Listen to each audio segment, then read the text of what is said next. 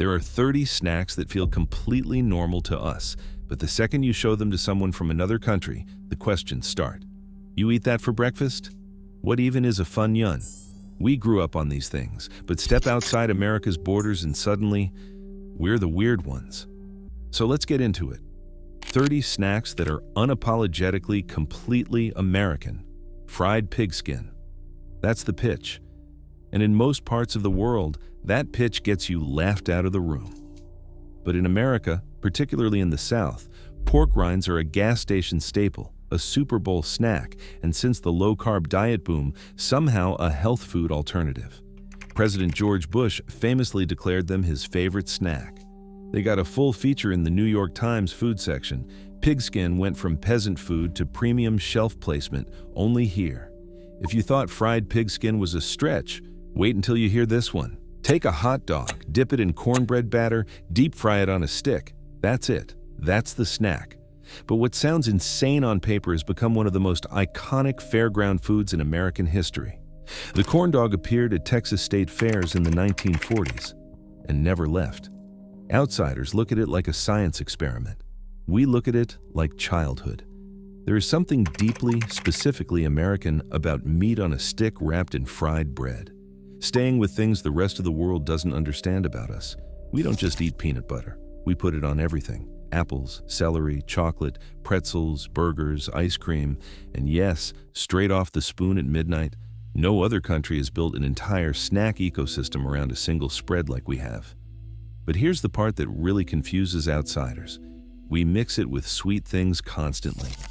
Peanut butter and jelly is a children's staple here. In most of Europe, that combination sounds like a dare. For us, it's just Tuesday. Flamin' Hot Cheetos didn't just become a snack, they became a movement. In the 1990s, a janitor at Frito-Lay named Richard Montañez reportedly pitched the idea of a spicy Cheeto to executives, and the rest is history. But then something nobody predicted happened. Flamin' Hot became a cultural identity. Kids were getting sent home from school for smuggling them. Hospitals in the Southwest started reporting stomach issues linked to overconsumption. There are Flamin' Hot versions of Doritos, popcorn, Mountain Dew, and even McDonald's menu items now. One flavor, an entire empire. Most countries age their cheese. We melted ours into a block and called it progress. Velveeta was invented in 1918 as a way to use cheese scraps, but it became something far bigger than its origin suggests. It's technically not allowed to be called cheese by the FDA. The official label reads, pasteurized prepared cheese product. But then nobody cared. Because melted Velveeta over a bowl of chili or mixed into mac and cheese at 2 a.m. hits differently than anything aged in a French cave. We didn't want sophisticated cheese. We wanted easy, warm, and perfect. Bugles are a chip shaped like a cone. That's the whole thing. But somehow, that shape changed everything, because every American child discovered within minutes that you could put them on your fingertips. 10 Bugles, 10 fingers, instant claws. General Mills released them in 1966, and they've been a lunchbox staple ever since. But here's what most people don't know. Bugles were originally marketed as a sophisticated party snack for adults. Adults. We took their elegant party snack and turned it into a finger puppet game. Typical. Nobody likes candy corn. And yet, every single October, over 35 million pounds of it are produced and sold in America. So somebody is buying it. Candy corn was invented in the 1880s by a Wonderly Candy Company employee named George Renninger. It was originally called chicken feed. It was meant to appeal to America's agricultural working class. But then Halloween happened, and candy corn became permanently glued to the holiday. We complain about it every year. We buy it every year. That's the tradition. Little Debbie is not a person you buy snacks from. Little Debbie is a religion. Swiss rolls, oatmeal cream pies, nutty bars, zebra cakes. These snack cakes have been sitting in American lunchboxes since 1960, when O.D. McKee named the brand after his 4-year-old granddaughter. But then something remarkable happened. While other snack brands raised their prices, Little Debbie stayed cheap. Deliberately, stubbornly, famously cheap. During the 2008 financial crisis, Little Debbie sales actually went up. Comfort food doesn't need to be expensive. Ranch dressing was invented in 1954 by a plumber-turned-rancher named Steve Henson. He mixed it up at his dude ranch in Alaska and started selling the dry seasoning mix by mail. But then, Hidden Valley bought the recipe, and America was never the same. We don't just use ranch as a dressing, we dip pizza in it. We pour it on fries, wings, chips, and vegetables we otherwise wouldn't touch. Ranch-flavored chips exist. Ranch-flavored popcorn exists. There's a ranch-flavored candy cane that someone made and we're choosing not to talk about. No other country does this. Most Americans don't even know the story behind this one. In 1917, a Chattanooga bakery salesman asked coal miners in Kentucky what they wanted as a snack. One miner held up his hands framing the moon and said, "Something about that size covered in chocolate." And so the moon pie was born. Graham crackers, marshmallow, chocolate coating. But then it became more than a snack. It became the official thrown candy of Mardi Gras in Mobile, Alabama. A working-class snack that became a celebration. Funyuns look like onion rings. They are not onion rings. They are cornmeal-based rings flavored to taste like onion rings, with no actual onion ring involved in the process. And somehow that's fine with us. Frito-Lay released them in 1969, invented by a snack developer named George Bigner, who apparently just really wanted the experience of an onion ring without the onion ring. The rest of the world finds this deeply suspicious. We find it deeply satisfying. Funyuns pair perfectly with a gas station slushie at 11 p.m. Don't argue. Circus peanuts might be the most confusing snack in American history. They are orange, they are peanut-shaped, they taste like banana, there is no peanut flavor involved whatsoever. Nobody fully knows why they exist or who decided on banana as the flavor for an orange peanut-shaped candy, but they've been around since the 1800s. But then, here's the twist. Circus peanuts are directly responsible for the invention of Lucky Charms cereal. A General Mills employee cut them up and put them in oatmeal. The rest is breakfast history. Slim Jims are the snack that nobody wants to think too hard about. Mechanically separated chicken, pork, beef, spices, a casing that snaps when you bite it. They were invented in the 1920s by a man named Adolf Levis, who sold them out of barrels to bars as bar food. But then they became a gas station icon. Macho Man Randy Savage made them cool in the 90s with one of the most aggressively American ad campaigns ever made. Snap into a Slim Jim. We snapped. We never stopped. Spray cheese is one of America's most committed bits, a can of pressurized processed cheese product that shoots directly onto crackers, into your mouth, or wherever else you choose. It was developed in 1965 by Nabisco, originally as a convenient topping for party crackers. But then Philly cheesesteak shops started using Cheez Whiz as a legitimate topping option. And now it's a real debate in Philadelphia, whiz or provolone. Outsiders come to Philly expecting artisan cheese. They leave having sprayed it from a can. This one divides America itself. Boiled peanuts are a Southern institution. Raw peanuts slow-cooked in salted water for hours until they become soft, wet, and deeply savory. To someone from the South, this is peak snacking. To someone from the North, this sounds like a punishment. South Carolina made boiled peanuts their official state snack in 2006. But then the rest of America still hasn't caught up. You'll find them in roadside stands across Georgia, Florida, and the Carolinas. You will find them almost nowhere else on Earth. Twinkies are supposedly immortal. That's the legend, that a Twinkie can survive nuclear war, outlast civilizations, sit on a shelf for decades without changing. The truth is, their shelf life is about 45 days. But the myth became bigger than the snack. Twinkies were invented in 1930 by a hostess baker named James Dewar, who needed to use strawberry shortcake pans during the off-season. He filled them with banana cream, but then World War II rationed bananas and vanilla replaced them permanently. A wartime substitution became the defining flavor of an American icon. Nobody changed it back. Chex Mix is technically a recipe, but somewhere along the way it became a snack bag, and then a cultural institution. The original Chex Party Mix recipe appeared on the back of Chex cereal boxes in 1952. It was designed for housewives hosting parties. But then it became the quintessential American road trip, game day, holiday snack. Every family has a version. Every family believes their version is correct.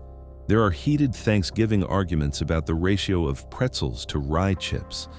This is what community looks like here. We eat sunflower seeds in a way the rest of the world finds genuinely bizarre. We put a handful in our mouths. We crack the shell with our teeth. We extract the seed. We spit the shell.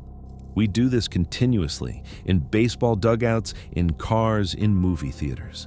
David Seeds became a baseball dugout staple in the 1980s as players needed something to replace chewing tobacco. We replaced one oral fixation with another, and we have zero regrets. This isn't a recipe, it's barely a snack. But somehow, saltines with peanut butter is a deeply American comfort food moment. It's the snack you make at 10 p.m. when you're not quite hungry, but not quite fine either. The saltine itself has been around since 1876. Paired with peanut butter, it becomes something greater than its parts. Outsiders see two basic ingredients. We see a ritual. Simplicity dressed up as sophistication, very American. Celery, peanut butter, raisins. That's it. But we gave it a name, ants on a log, and suddenly it became a childhood staple taught in elementary schools across the country. Nobody is fully sure who invented it or when, but it appears in American children's cookbooks dating back to the 1950s. The rest of the world looks at this and sees a snack. We look at it and see a core memory. Most people outside of certain American regions have never heard of Mallow cups, but for those who grew up with them, they are serious business. Boyer Candy has been making them since 1936, chocolate cups filled with marshmallow cream topped with coconut flakes. They even came with play money cards inside the packaging that you could redeem for free candy.